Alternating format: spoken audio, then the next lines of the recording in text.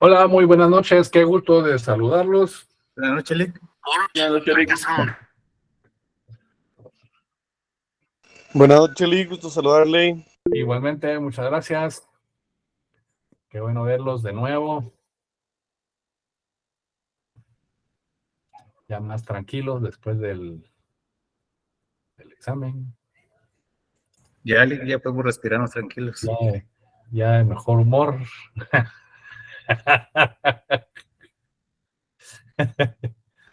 Bueno, yo espero que no les haya ido tan compleja la cosa. Sabieron que las notas no estaban tan... O sea, he visto peores, ¿verdad? He visto peores. Hay algunos que sí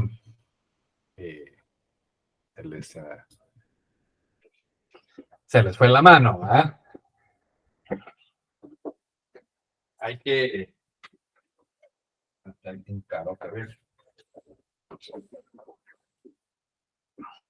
Está bien descuidarse, pero tampoco hay que ser presumido.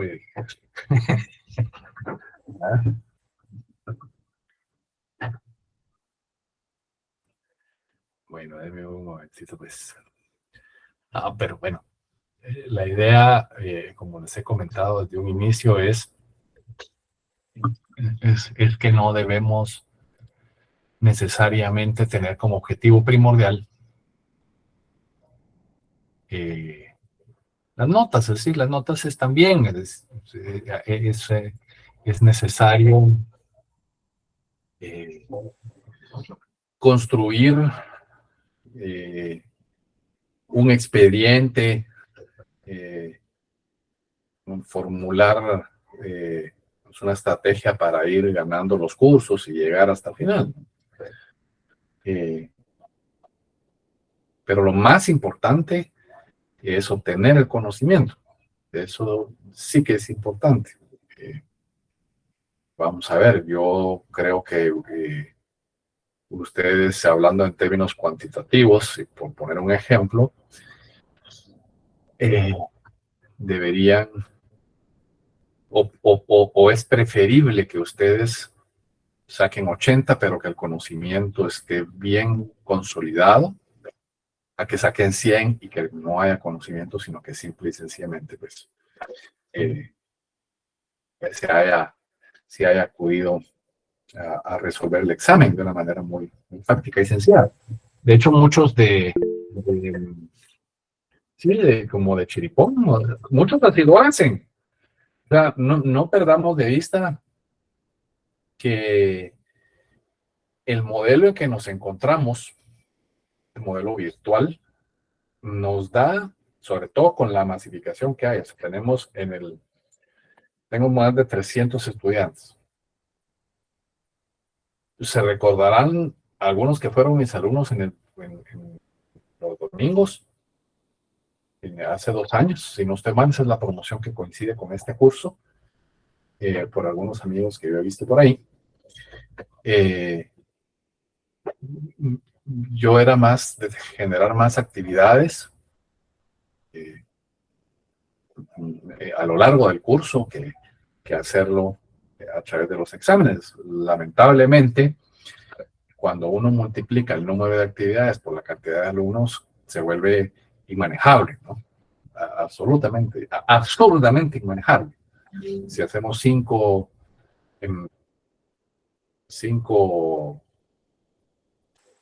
todavía hay gente que pide ingreso, muchachos. Si hacemos 5 actividades por 300, tengo que calificar yo 1500 actividades. Entonces, eso hace que tratemos de optimizar mejor a través de este tipo de cuestionarios, en donde tenemos que provocar que ustedes se aboquen a sus notas y repasen en el propio examen, ¿no? O sea, el conocimiento para las generaciones de ustedes, que veo que todos están en la plena flor de la juventud,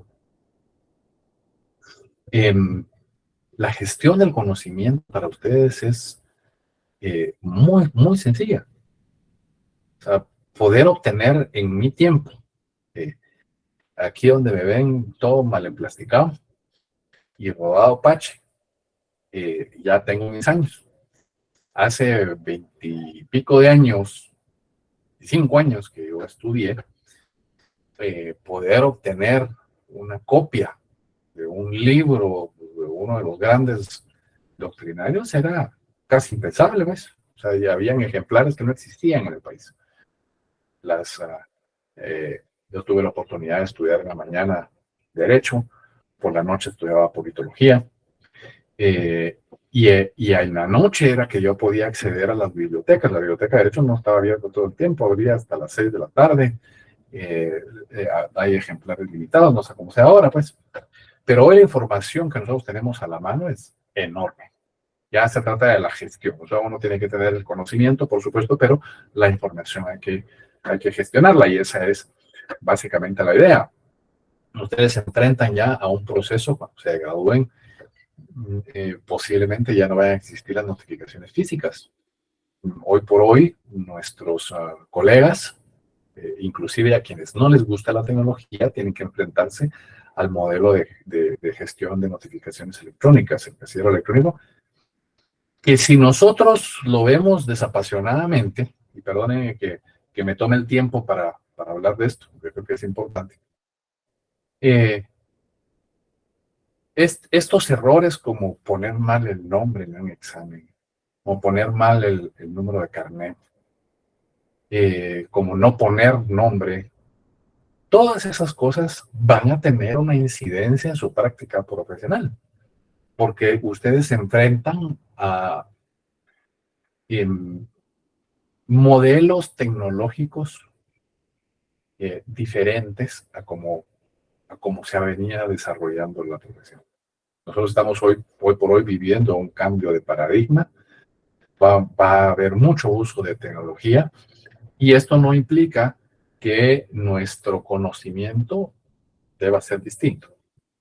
Hace poco leía yo un artículo de una revista de tecnología respecto de hasta dónde van a llegar las tecnologías, las nuevas tecnologías, especialmente la inteligencia artificial, que ahora está de moda, y mencionaban o hacían relación a las 10 profesiones en las cuales va a ser casi imposible que la inteligencia artificial nos pueda sustituir. Y nosotros estamos dentro de esos 10. Hacer un análisis, hacer más. O sea, no hay una fórmula general para provocar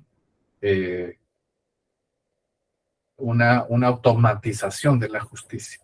Cada caso en particular tiene sus bemoles, y ese análisis, esa argumentación, el hacer derecho desde el punto de vista de una parte, de otra parte, o de la judicatura, es algo que no se puede sustituir tan fácilmente, ¿no?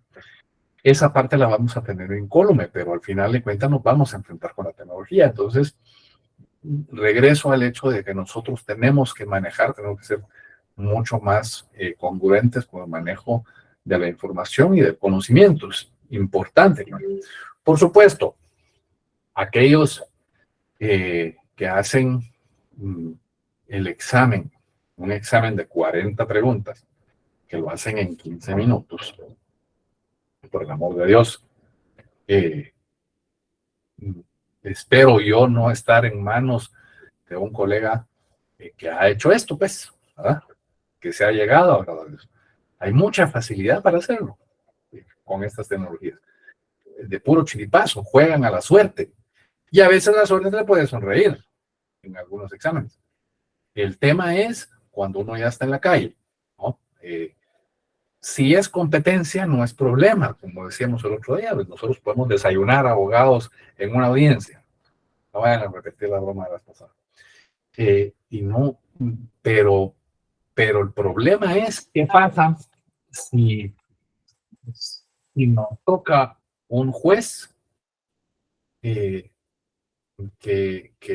haya pasado sus 50 cursos de chiripa, o un agente del Ministerio Público, o un funcionario en un ministerio, ¿no? Entonces, Eso, cuando uno es parte, es complejo, porque la gente, el cliente, nunca va a llegar a comprender, que ese es uno de los problemas que se tienen como abogado, responderle al cliente por algo que hacen los demás, tener la comprensión o la dimensión de ese problema. Pero en suma, o al final de las cansadas, uno de los temas importantes es que la aplicación, no hay aplicación del derecho, entonces uno termina discutiendo banalidades o sosteniendo discusiones bizantinas por cosas que no son el medio del asunto y no es el análisis del derecho como tal. Y de eso hay mucho, ¿no? Así es que yo los insto a seguir luchando por su carrera, a que su carrera implique eso, obtener la base del conocimiento para ejercer bien el derecho. Esa parte es lo complejo, porque no nos tiene que importar la nota, por supuesto que lo tenemos que hacer, tenemos que ponerle coco, pero el conocimiento es la base de lo cual nosotros, o con el cual nosotros nos vamos a discutir en la calle. Eso es lo que ustedes tienen que pensar, saberse qué va a pasar cuando ustedes estén están en séptimo semestre, se las voy a poner cansadas dentro de 3 años. ¿Qué van a hacer dentro de 3 años en la calle? ¿A qué se van a enfrentar? ¿Quién va a ser la parte oponente en el proceso, en el primer proceso? Y a dónde se metan, porque esta carrera es muy noble. Hay muchísimas áreas del derecho en las cuales se pueden ir especializando o dedicando. Creo que hay un error, y ahí hago un paréntesis, es un error de los que se creen especialistas quedarse ahí, ¿no? Siempre tiene que haber un conocimiento general de base que nos permita hacer un juego de toda la integración del derecho. Pero para llegar a ese momento, nosotros tenemos que tener una base importante y saber que los conocimientos que estamos aprendiendo con H, que se nos están fijando en nosotros, son fundamentales. En este momento en el curso de la carrera, cuando estudiamos el privado y logramos integrar el derecho, y aún así uno sale con una pobre herramienta para lo que vea en la vida. Hay muchas cosas a los que se van a enfrentar que posiblemente nunca escucharon dentro de la facultad. Eso es muy normal, no solo aquí, pero digamos que lo importante es ponerle un coco a los conocimientos. Ya que sea el mecanismo y que hayan algunos a los que toman con displicencia o que creen que se lo van a hacer, no, hombre, pero digamos, hubo algunos compañeros, por ejemplo, que aparecieron diciendo que no habían podido hacer el examen y dan unas razones que uno dice, la gran pucha, que creen que uno es baboso, pero va, se los vamos a hacer. Y uno puede llegar a babosear y pifiar y burlar al catedrático o al sistema, pero no lo podemos hacer como un modus operandi. Siempre. Eso no les va a funcionar, a esas personas no les va a funcionar. Por eso es importante esos elementos, esos pilares que son los que les mencionaba, ¿no? Y perdonen que me haya ido por estos temas, que al final de cuentas creo que valía la pena. Mi objetivo al estar con ustedes, al ser catedrático de ustedes, no es un objetivo material, sino precisamente poder dejarles a ustedes enseñanzas que van más allá de la cátedra y del código procesal y del derecho como tal, sino una cosa es estudiar el derecho, otra cosa es formarse para ser abogado, y eso es en lo que yo quisiera contribuir eventualmente. ¿verdad? Y espero que así sea. Bien, teníamos pendiente, gracias por escuchar. Teníamos pendiente, voy a poner la pizarra y salvo que quieran verme la mollera, diría mi abuelita. Ahí está. Voy a quitar la pantalla, la cámara, perdón.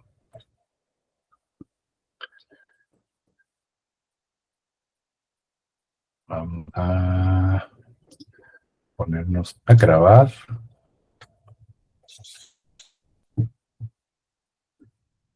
Si me permiten un momentito.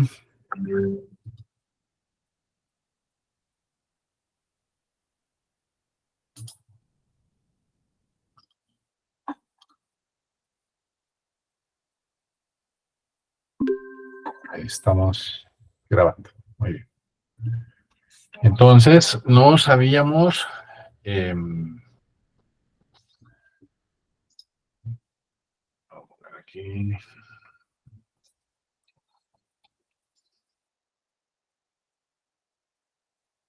No me deja ver el iPad de esto. Ahí está. Bien. Entonces, una de las partes que habíamos dejado al pendiente era analizar la figura del criterio de oportunidad que ustedes me habían pedido. Lo primero que tenemos que saber es que el criterio de oportunidad es una eh, facultad que tiene el Ministerio Público, eh, que por supuesto es una facultad que el Ministerio Público puede ejercer siempre con el control del juez. Vamos a poner ahí.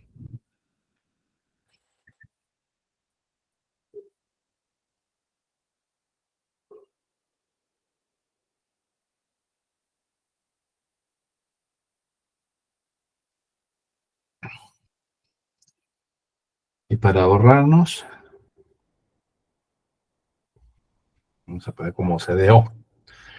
Esta facultad, o sea, digamos que tenemos que el criterio de oportunidad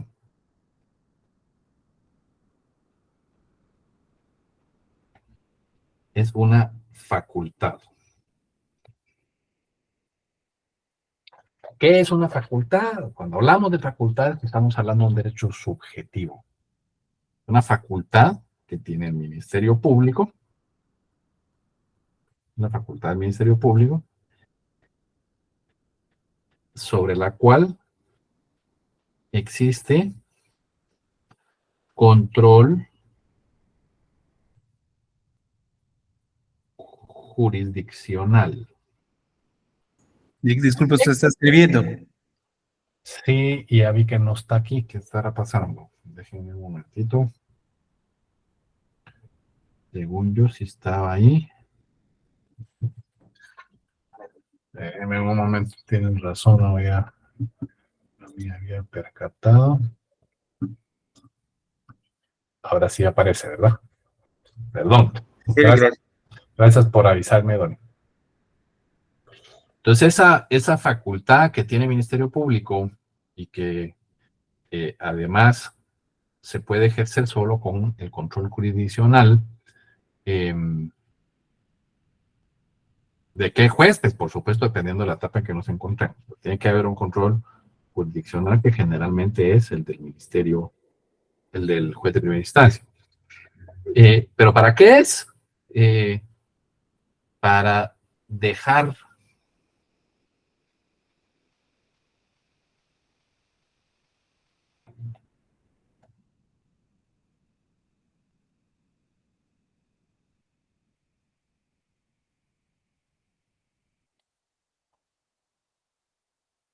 para dejar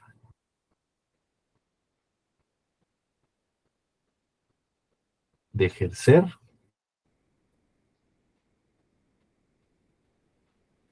la acción penal.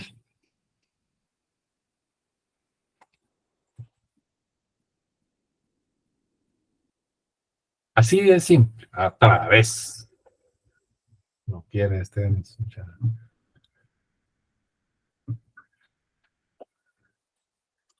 Algo está pasando conmigo.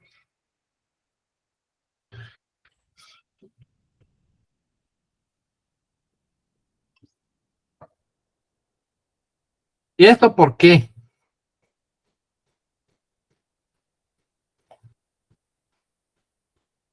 Eso tiene que ser motivado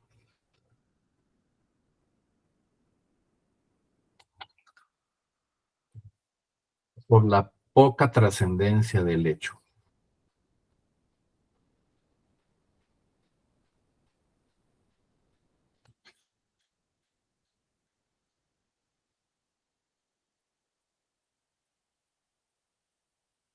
Porque hay circunstancias especiales, hay una mínima afectación al bien jurídico tutelado.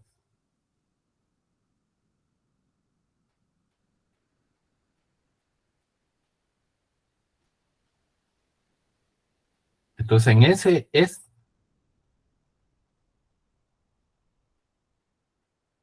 esas son las condiciones de la oportunidad. Perdonen mucho, pero algo le está pasando a mi cosa esta. Deme un momento. Vamos a ver si... Para que no presten atención. Ahí ya pasó, pero fíjense, mucha que... Era por lo que preguntaron. Un momentito. Vamos a ver qué está pasando aquí.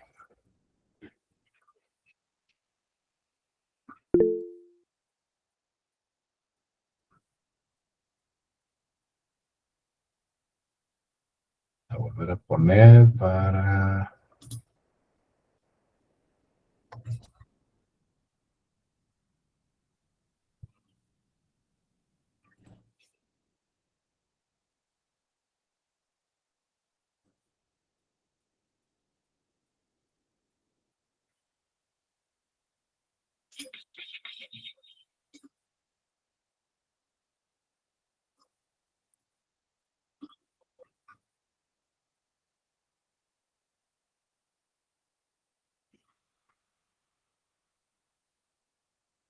Sí, hombre, tenemos un problema, torre de control, no está pasando, voy a cerrar esta bolsa. Pero es que todo está quedando grabado. Entonces, creo saber, hay una ventana.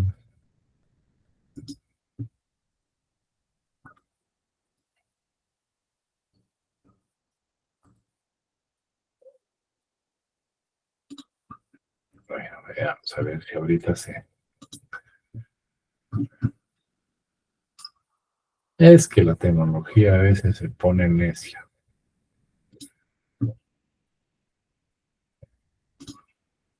Pues, la verdad es que la tecnología se supone que tiene reacciones previsibles. Entonces, lo que sucede es que hay algo que seguramente hice mal y que no la dejé bien hecha. Vamos a ver.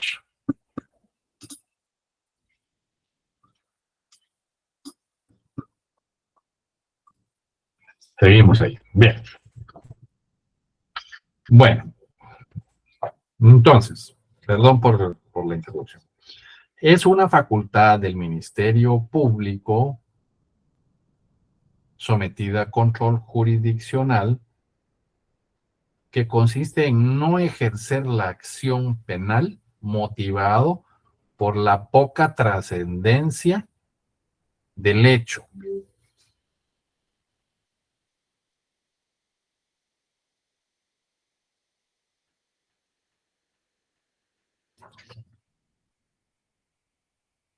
En Guatemala se aplica el principio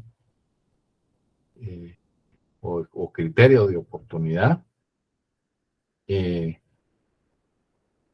bajo ciertas condiciones. especiales. Por favor, ¿alguien me puede levantar la mano para que analicemos, vayamos leyendo y analicemos las normas?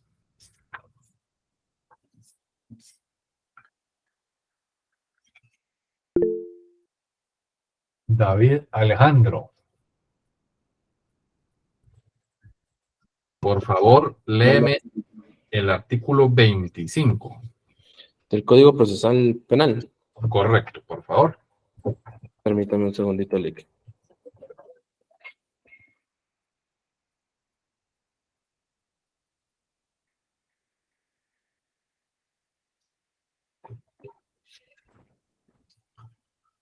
Artículo 25.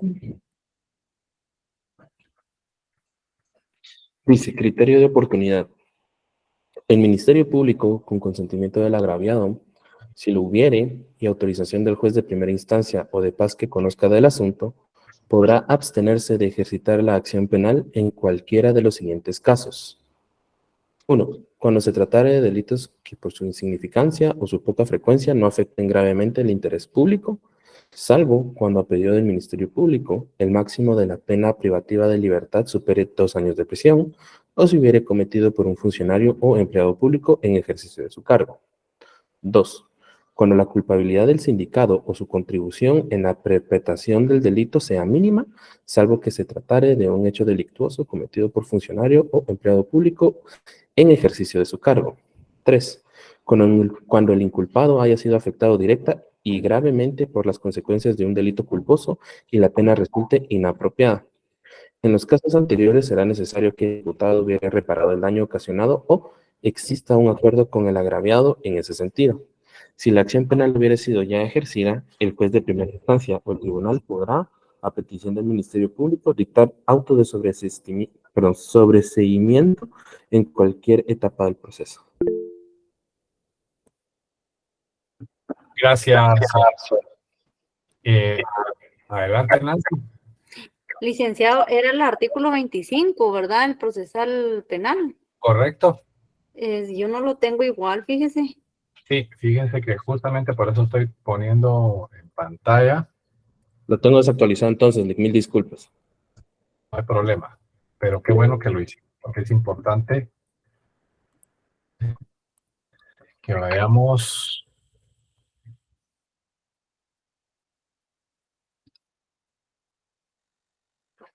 Verifiquemos.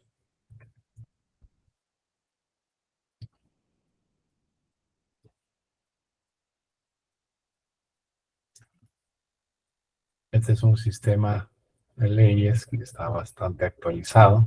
Obviamente no es oficial, pues, pero aquí las leyes generales normalmente están bien referenciadas.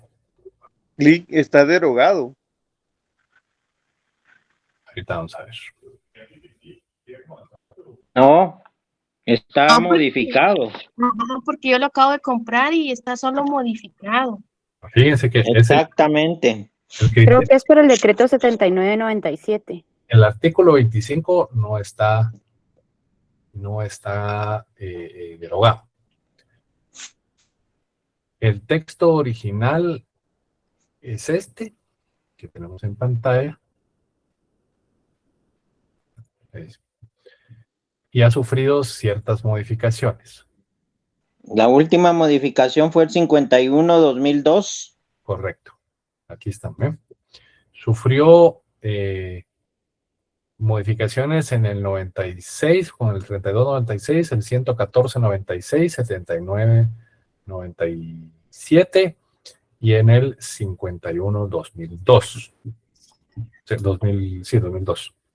Esos son los decretos que les voy a mandar. Licenciado, buenas noches, disculpe. Creo que ya encontré mi otro código y este sí está actualizado, disculpe. Ese sí está actualizado. Pero no te preocupes, esto es muy normal, sobre todo en la parte... es que esto no se puede copiar así. Tengo que... Licenciado, buenas noches. Buenas noches. Una preguntita, de casualidad, ¿usted tendrá en electrónico el Código Procesal Penal. Sí, Que no- les puedo descargar uno. Fíjense que lo primero que vamos a hacer, con el perdón de todos, esto no lo voy a subir. Me había olvidado que está grabando. Hay ciertas cosas que no puedo hacer ahí. Porque se supone que este programa no lo puedo divulgar. Entonces, yo con mucho gusto les puedo dar un texto, un Word con las modificaciones hasta el último momento. Que no, pues con eso pueden hacer varias cosas o pueden construir su propio código, hacer su propio código, mandarlo a empastar.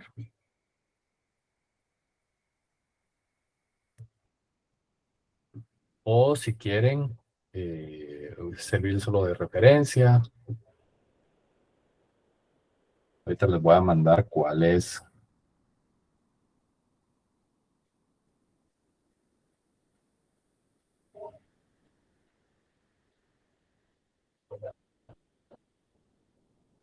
Ay, Dios mío, aquí está. Ahorita se los mando. Permítanme. Ahorita. Es que no quiero dejar. Si no, es que si no se los mando ahorita, muchas veces se me va el avión. Saben que le da. Aquí donde me miran. Buenas noches, si lo puedo interrumpir. Sí, Lionel. Fíjese que eso habla sobre los requisitos que para llenar para poder optar a criterio de oportunidad, en ese caso pues sería el sindicato. Sí, pues no es que, sí, ajá, sí, ajá, ¿cuál es tu pregunta? Mi pregunta es de que si en el artículo 25, lo que usted está leyendo, que no está actualizado, habla sobre los requisitos que se necesitan para poder optar o para poder ser acreedor del criterio de oportunidad. Porque eso lleva sus requisitos. Es correcto. Entonces, por ejemplo, decirle algo, que nunca la persona que esté sindicada de algo, nunca haya tenido anteriormente, digamos, una condena, que tenga sus antecedentes penales limpios. De lo que yo me recuerdo, en el 2013, como que vimos un caso de esos, si no estoy mal.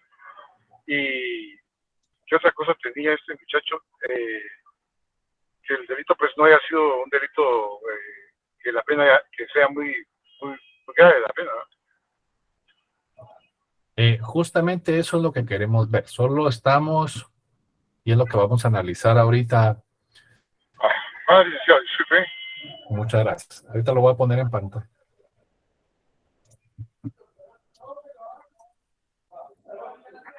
Se me había ido otra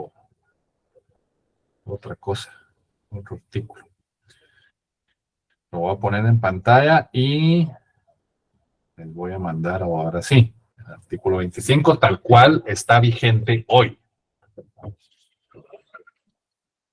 Esto nos va a ayudar.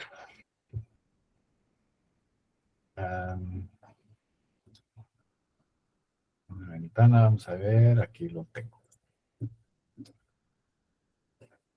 Aquí esto nos va a ayudar. Recordemos, Leonel, que quien tiene la facultad es el Ministerio Público.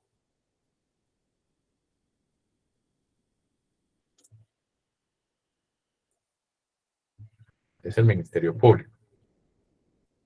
Cuando considere que el interés público o la seguridad ciudadana no están gravemente amenazados. Es la primera condición. Luego, segunda condición, tiene que haber consentimiento del agraviado. Y tercero, tiene que haber autorización judicial. Entonces, aquí les voy a poner, ustedes lo marquen en su código.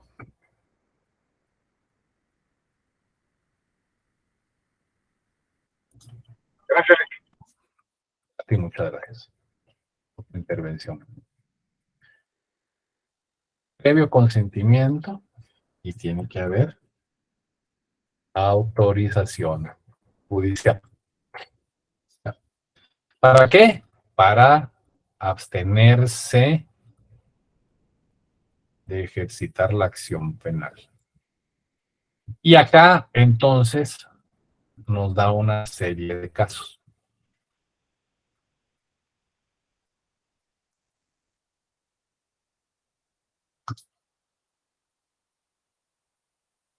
Delitos no sancionados con pena de prisión. Delitos perseguibles por instancia particular. Delitos de acción pública cuya pena máxima de prisión no fuere superior a 5 años. Salvo, y aquí hay una excepción, los delitos tipificados en la ley contra la narcoactividad.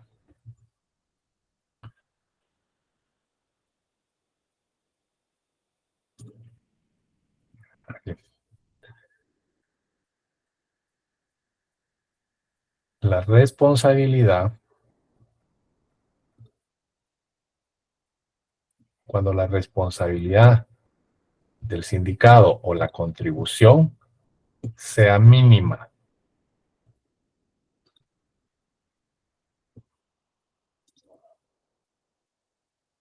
Que el inculpado haya sido afectado directa y gravemente por las consecuencias. ¿Sí? Cuando es una sanción natural. Y entonces esa pena que él tendría sería inapropiada. Esta, que tal vez es la más difícil de entender de las que vamos hasta ahorita, es lo que en doctrina se llama como la pena natural. ¿Cuál es la pena natural? Es un delito que yo cometo cuyas consecuencias del acto, independientemente de la acción penal, me causa tanto agravio que es más grave esa sanción que la sanción penal. Por ejemplo, una persona que se levanta, arranca su vehículo, pues, sale de su vivienda y no se da cuenta que abajo del vehículo estaba su hijo, lo mata. El dolor que se causa a sí mismo, que obviamente hay un delito, no hay un asesinato, pero hay un homicidio, y obviamente la consecuencia implicará que hay un dolor más importante en mí de lo que me podrían sancionar. A eso es a lo que se refiere.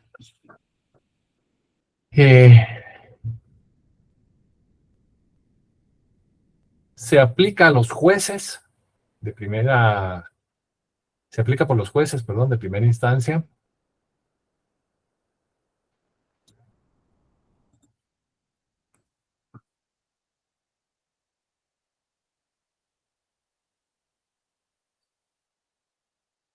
Sí, claro que sí puedo repetir. La pena natural, con mucho gusto.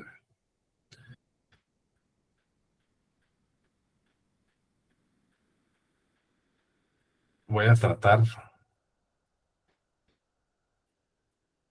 La pena natural es la consecuencia del hecho que yo cometo, o que de un hecho que yo cometo hay una consecuencia natural que tiene una afectación más importante en mí de lo que podría causar la sanción legal. Todo acto, todo hecho, tiene una consecuencia natural. Si yo me levanto, en estos momentos truena la silla, ¿no? activo ciertas cosas. Si yo salgo de mi habitación, hay algo afuera y es algo a lo que me voy a enfrentar, ¿no? Si yo salgo del baño con los pies mojados, la consecuencia natural es que me resbale, ¿no? Si yo actúo con poca diligencia, si yo conduzco mi vehículo con poca diligencia, seguramente voy a tener algún accidente. Entonces, la pena natural, la sanción natural, es precisamente el daño o el sufrimiento que recae en mí producto del acto que yo cometí.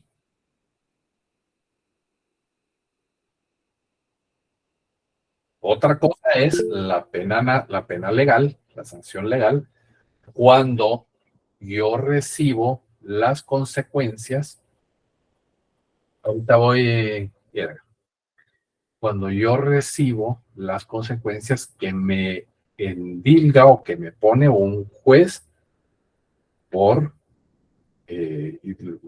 obviamente, haber hecho un análisis en el cual hay una conclusión de que había cometido un delito. Esa es la sanción legal, la que se ha impuesto por virtud de un proceso legal. La sanción natural es una consecuencia que va a estar, o es un daño que yo voy a recibir por ese mismo hecho o por ese mismo acto. Sí, Edgar, adelante. Licenciado, buenas noches, compañeros, buenas noches a todos. Buenas noches. Yo conocí un caso hace algún tiempo que básicamente encuadra en ese propuesto. Y es que en un pueblo había un niño que era tremendo, pero tremendo, tendría como 6, 7 años. Y de hecho, se suponía que iba a la escuela, pero él conocía la casa del profesor. Y entonces decide ponerse debajo del pick-up que él conducía. Pero digamos que en la posición que él se coloca, cuando el profesor sube a su vehículo, retrocede y le pasa encima.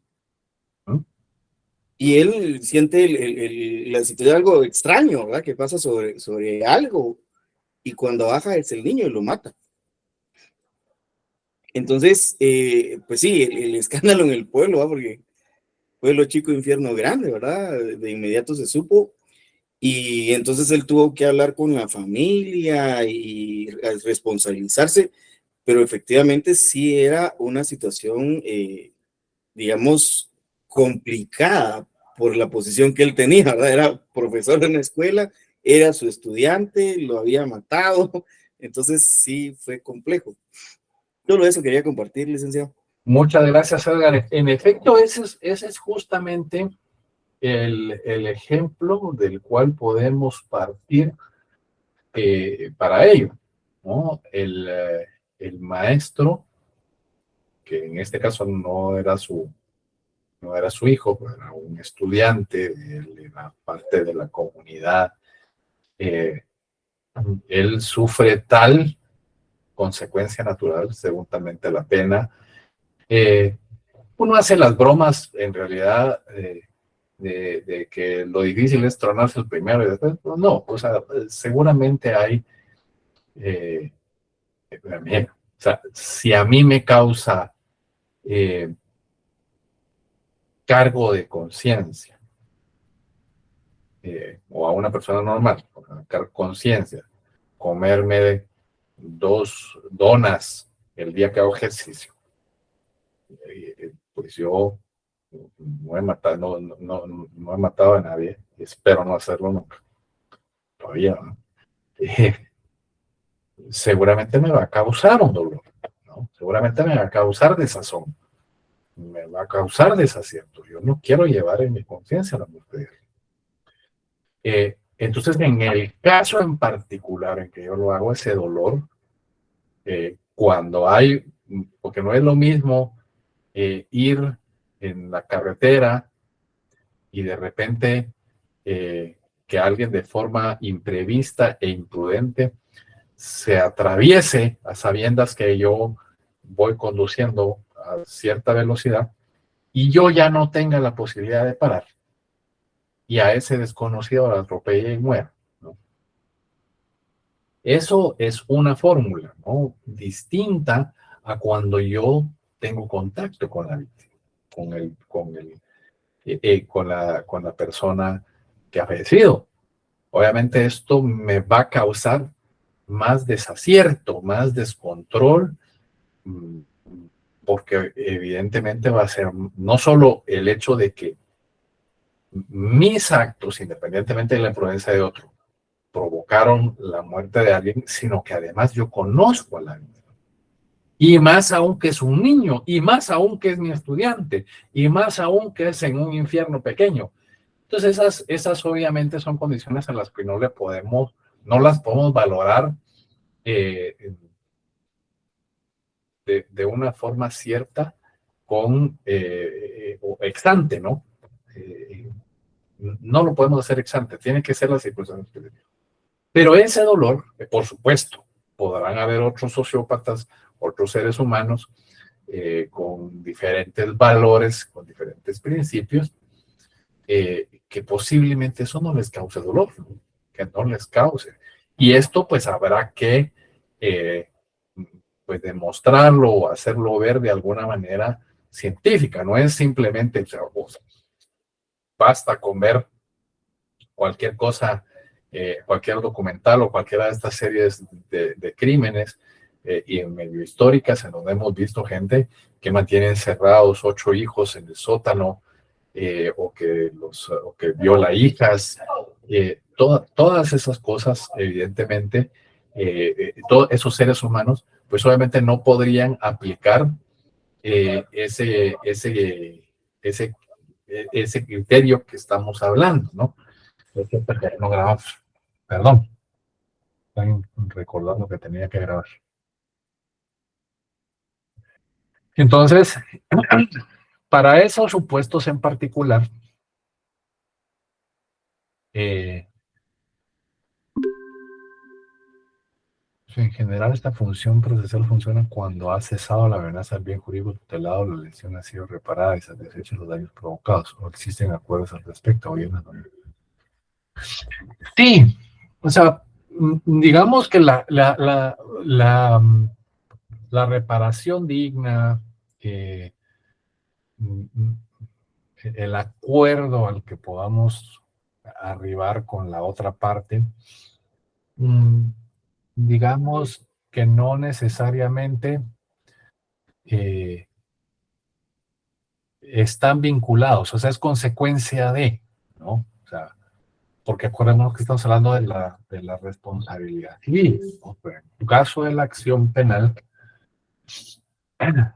esa acción penal es la que se suspende por ese dolor, por ese daño que me estoy causando, ¿no?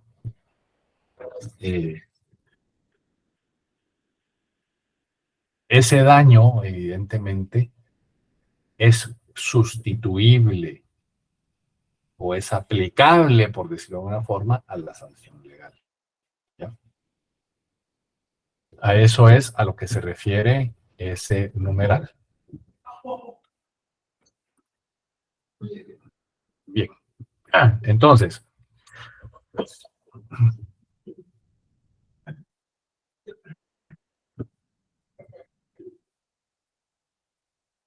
como es de difícil tener hijos adolescentes, mucho. Han llegado a eso, pero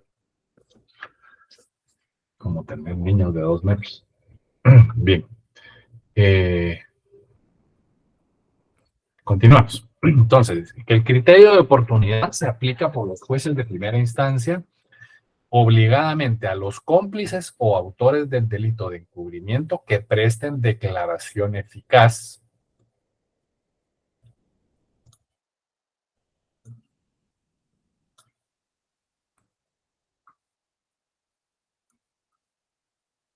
Contra los autores de los delitos siguientes.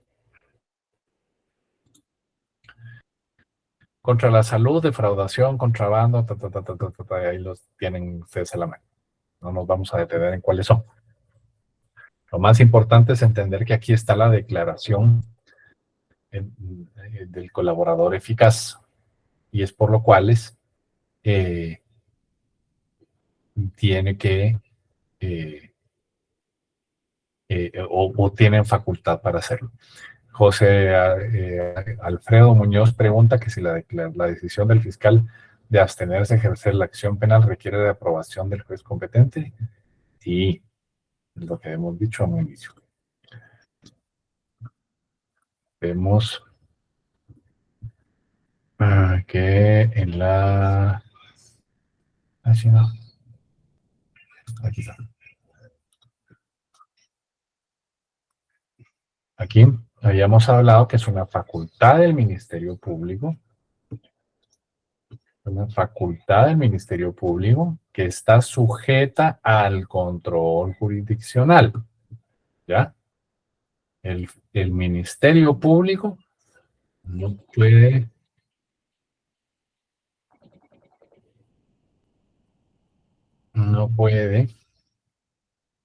hacerlo por sí mismo. Tiene que tener control jurisdiccional. Y cuando vamos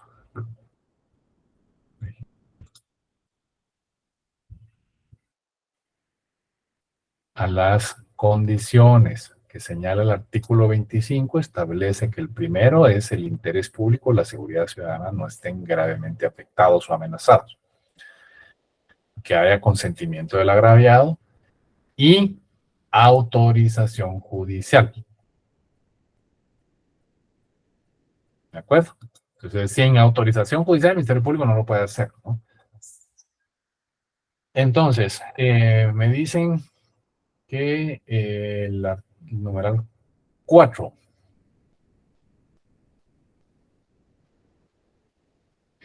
Sergio, ¿este es al que te refieres?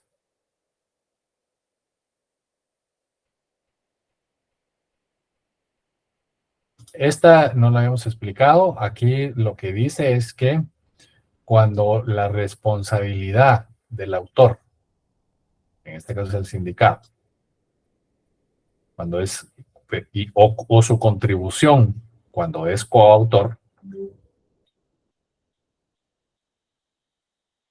o sea, en esos casos se puede hacer siempre y cuando la perpetración del delito sea mínima. Es decir, que mi participación en ese proceso delictivo, en ese hecho, en ese acto, es mínima, es pequeña.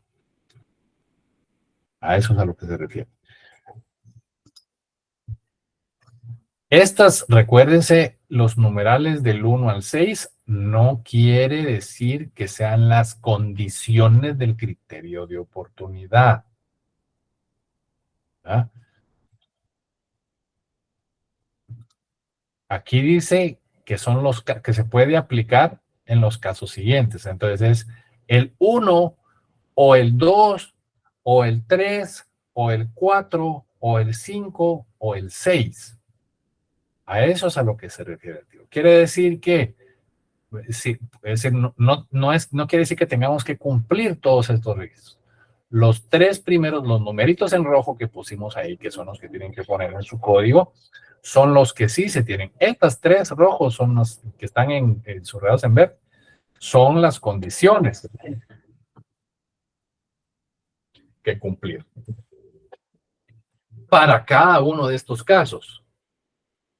Es decir, si se trata de un delito que no tiene sanción de prisión, por ejemplo, la desobediencia a un funcionario público, no a un funcionario judicial.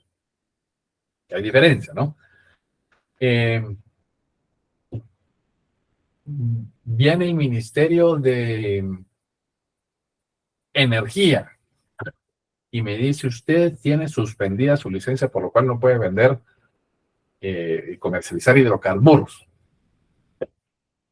Y yo desobedezco, además de todas las sanciones administrativas que puede tener, estoy cometiendo un delito. Por supuesto, yo no me sé los delitos de memoria Lo sé buscar en el código, por supuesto, ¿no? Pero si ustedes busquen en los delitos en contra de la administración pública, va a encontrar ese delito en contra de la administración pública, de incumplimiento de órdenes administrativas, o de resolución, de órdenes administrativas. Ese delito solo es sancionable con multa, no con prisión. Entonces, en ese delito, yo puedo, en conjunto con el Ministerio Público, y si cumplo estas condiciones, el 1, 2, 3, estos verdes, si cumplo con esos verdes, entonces cabríamos en el numeral 1, poder pedir criterio de oportunidad porque ese delito que yo cometí no tiene pena de prisión. ¿De acuerdo? Digamos, las lesiones leves, las lesiones culposas, la apropiación y retención indebida, los delitos contra la libertad de culto, del sentimiento religioso, la alteración de linderos, la usura, las negociaciones usurarias, el contagio venéreo. Estos son delitos que no son sancionados. Por ejemplo, ustedes algunos que no son sancionados con pena de prisión. En esos delitos, si hay estas tres condiciones, entonces procede. En los delitos perseguibles por instancia particular, hurto, alzamiento de bienes, por ejemplo, en algunos casos, esos delitos que son perseguibles por instancia particular y otros montones que ustedes pueden encontrar, por supuesto, que hay que ver los listados. Esos, siempre y cuando estén cumpliendo estas tres condiciones del primer párrafo, también se puede aplicar el criterio de oportunidad.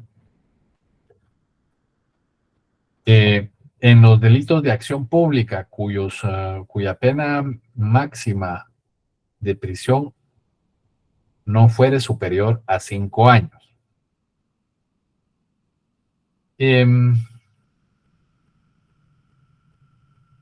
Este tipo de procesos, los relacionados con los delitos con pena máxima no superior a 5 años, los conoce el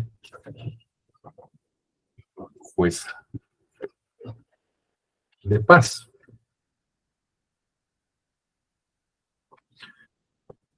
Apunten aquí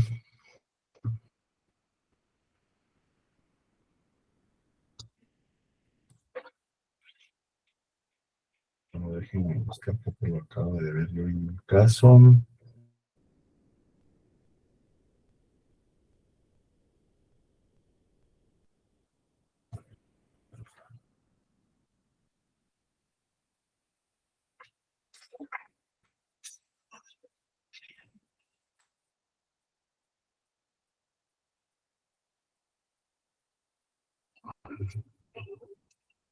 $552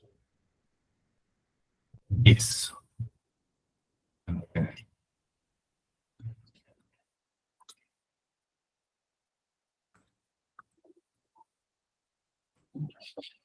Porque este artículo establece que los jueces de paz comunitarios tendrán competencia para aplicar el criterio de oportunidad en los casos y las formas que autoriza el artículo 25.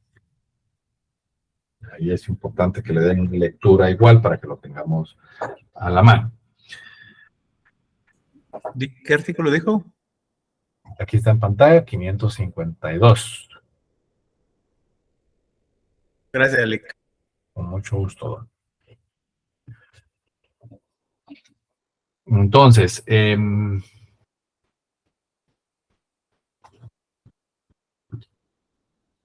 el numeral 4, que es el que acabamos de ver, pues que no obstante pueda entenderse que el sindicado participó como autor o en grado de autor o de cómplice de un posible ilícito, entonces se considera que en el caso en particular se ha dado una participación mínima.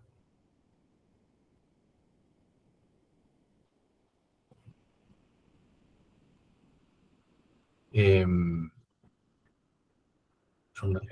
caso, el ejemplo que por antonomasia se pone en este caso es el de aquel que incitó a otro a matar a alguien, ¿no? O sea, se están echando los tragos, que fulano hizo algo en contra de su hermana, y hay alguien que le dice, si yo fuera vos ahorita lo iba a matar. Le pego tal golpiza que lo mato de la golpiza.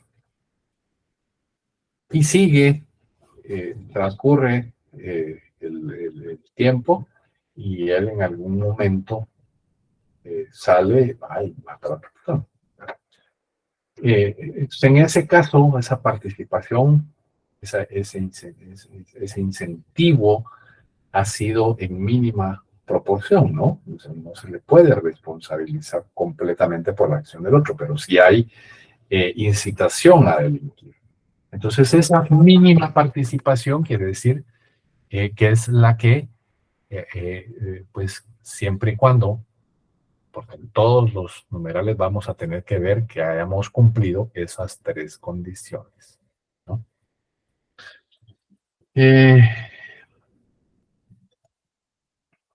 Que el inculpado haya sido afectado directa y gravemente, ¿no?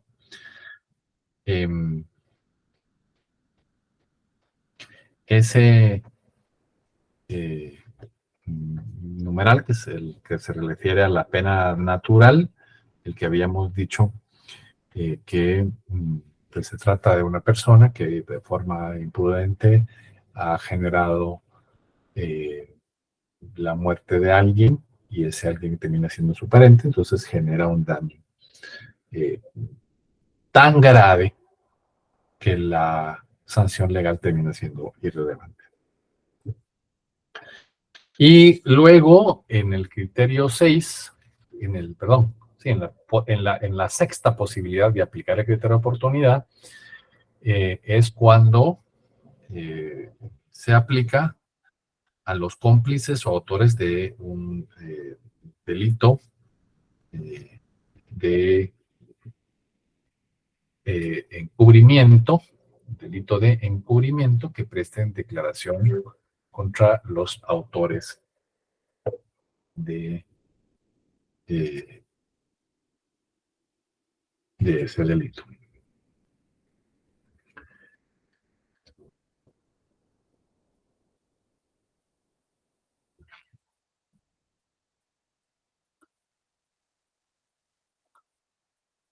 Esta parte fundamental, el criterio de oportunidad a que se refiere en los numerales 1 al 5 de este artículo, no se aplicará a hechos delictivos cometidos por funcionario público o por empleado público con motivo o ejercicio de su cargo. En ninguno de estos, si es funcionario público que está ejerciendo el cargo, se puede autorizar el criterio de oportunidad. ¿Dudas hasta el momento? Licenciado, buenas noches. Disculpe, ¿usted sería tan amable de poder repetir los delitos que no son sancionados con pena de prisión? Disculpe, por favor. Bueno, son... sí, que no digamos, sí, sí, por favor. claro que sí. Los delitos de acción pública cuya pena, los delitos que no son sancionados con pena de prisión, ¿cuáles son? De los que yo me recuerde, y por favor les pido que vayan a verificarlo. Y ojo, si el delito dice será penado con o será sancionado con una pena de prisión de 3 a 5 años o de 1 año y una multa de tal, no aplica. Tiene que ser un tipo delictivo en el cual solo exista la sanción pecuniaria, o al menos una sanción que no sea la de prisión. En el momento en que exista pena de prisión, no aplica, no se puede aplicar el criterio de oportunidad, al menos no con el numeral 1. Si es menos de 5, pues tendremos que ver con otro, pero los que no son sancionados con pena de prisión, es decir, solo tienen otra sanción, esos son. Entonces, yo aquí pues hice una lista: el allanamiento de morada, las amenazas, el contagio venéreo, las lesiones leves, la apropiación y retención indebida, los delitos contra la libertad de culto y el sentimiento religioso, la alteración de linderos, la usura y las negociaciones usurarias, que son de los que más o menos me recordé y pude verificar antes de la sesión. Pero vale la pena en algún momento de ver TikTok, que acudamos al Código Procesal Penal y le demos un vistazo a cuáles y que vayamos relacionando. Por supuesto, no es que nos las tengamos que aprender de memoria.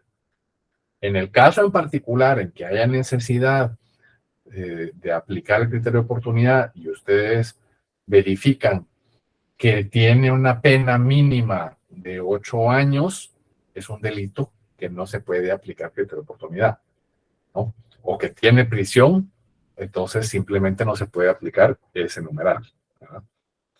Así habrán varios, pues posiblemente si hacemos el ejercicio podemos encontrar algunos otros. ¿Te he contestado tu pregunta, Jocelyn? Sí, muchas gracias, licenciado.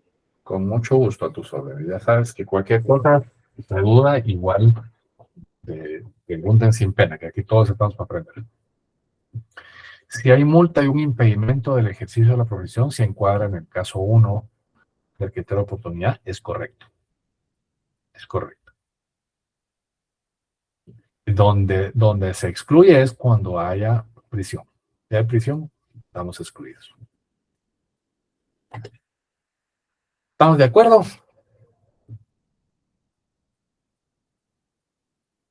Sí, gracias. Muy bien. Directo. Bueno, lamentablemente se nos acabó el tiempo de hoy.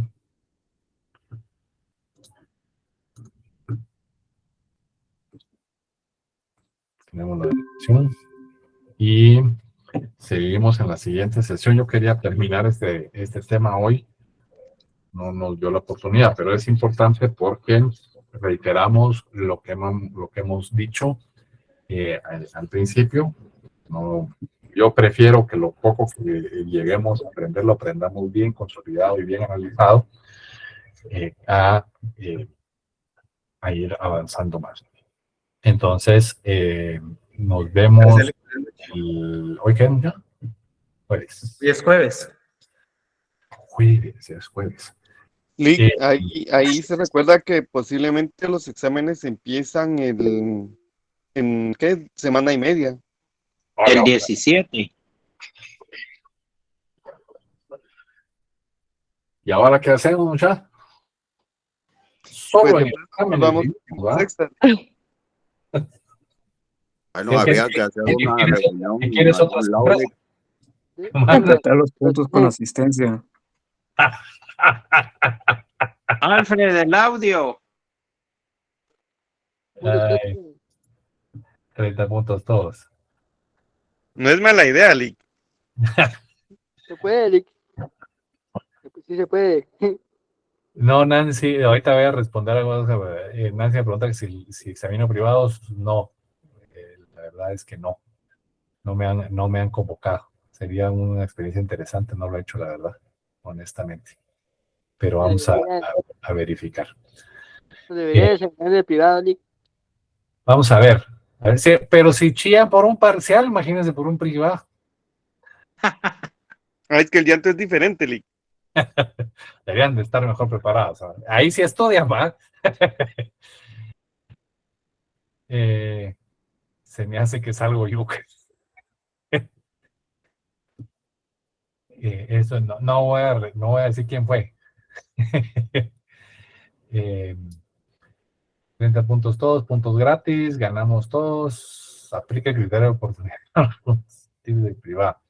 Con mucho gusto, yo, si podemos conversar sobre esos temas. Y ahí, ese va a ser nuestro lema, queremos desayunar abogados. Bien, entonces, dicho esto, los veo entonces, lo que sí es importante es que, sí, tenemos sesión, entonces tenemos que tener sesión, no hay cuentos. Igual el Día de la Madre cae el 10, cae el miércoles, es que no tenemos problema nosotros.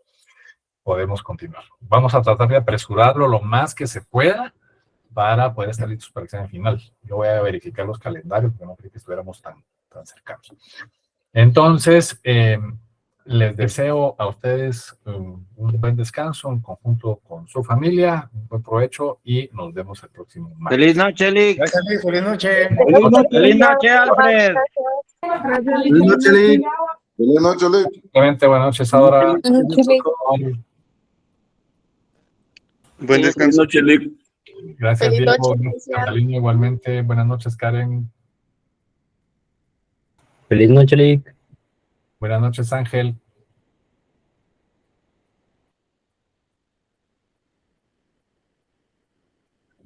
Feliz noche, Lick.